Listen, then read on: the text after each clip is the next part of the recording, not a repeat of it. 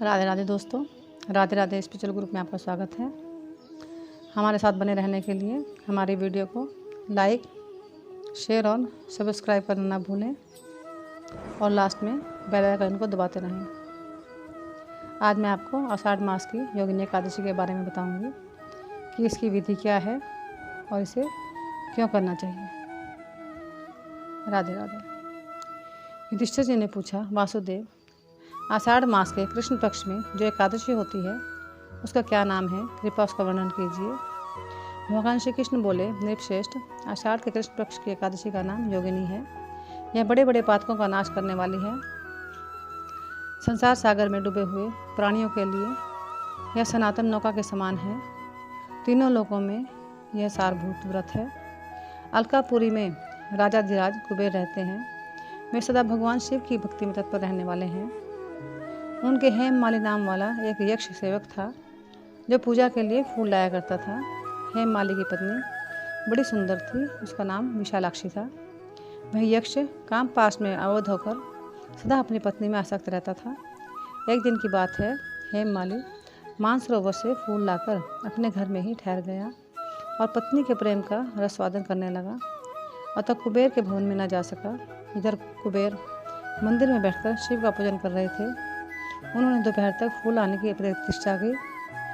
जब पूजा का समय व्यतीत हो गया तो यक्षराज ने कुपित होकर सेवकों से पूछा, यक्षों, दुरात्मा हेममाली क्यों नहीं आ रहा है, इस बात का पता लगाओ। यक्ष ने कहा, राजन, मैं तो पत्नी की काम वासना में आसक्त हो अपनी इच्छा के अनुसार घर में ही रमण कर रहा है। उनकी बात सुनकर कुबेर क्रोध में भर गए और तुरंत ही हेममाली को बुलवाया। देर हुई जानकर हेममाली के नेत्र भय से व्याकुल हो रहे थे। वह आकर कुबेर के सामने खड़ा हुआ। उसे देखकर कुबेर की आंखें क्रोध से लाल हो गई। वे बोले, ओ पापी, ओ दुष्ट, दुराचारी, तूने भगवान की अवहेलना की है तथा कोढ़ से युक्त और अपनी उस प्रतिमा से वियुक्त होकर इस स्थान से भ्रष्ट होकर अन्यत्र चला जा।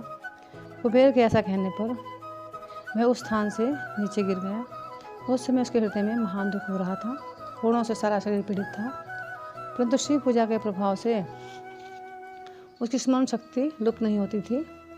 पातक से दबा होने पर भी वह अपने पूर्व कर्म को याद रखता था। तदनंतर इधर उधर घूमता हुआ वह पर्वतों में श्रेष्ठ मेरुगिरी के शिखर पर गया। वहाँ उसे तपस्या के पुंज मुनिवर मार्कंडेय जी का दर्शन हुआ। पाप कर्मा यक्ष ने दूर से ही मुनि के चरणों में प्रणाम किया। मुनिवर मार्कंडेय जी ने उसे भय से कांपते हुए देखकर परोपकार की इच्छा से निकट बुलाकर कहा, तुझे कोढ़ के रोग ने कैसे दबा लिया है, तू क्यों इतना अधिक निंदनीय जान पड़ता है। यक्ष बोला, मुने, मैं कुबेर का अनुचर हूँ। मेरा नाम हेममाली है। मैं प्रतिदिन मानसरोवर से फूल लाकर शिव पूजा के समय कुबेर को दिया करता था। एक दिन पत्नी सहवास के सुख में फंस जाने के कारण मुझे समय का ज्ञान नहीं हो रहा था। अतः राजाधिराज कुबेर ने कुपित होकर मुझे श्राप दे दिया, जिससे मैं कोढ़ से आक्रांत होकर अपनी प्रतिमा से बिछुड़ गया।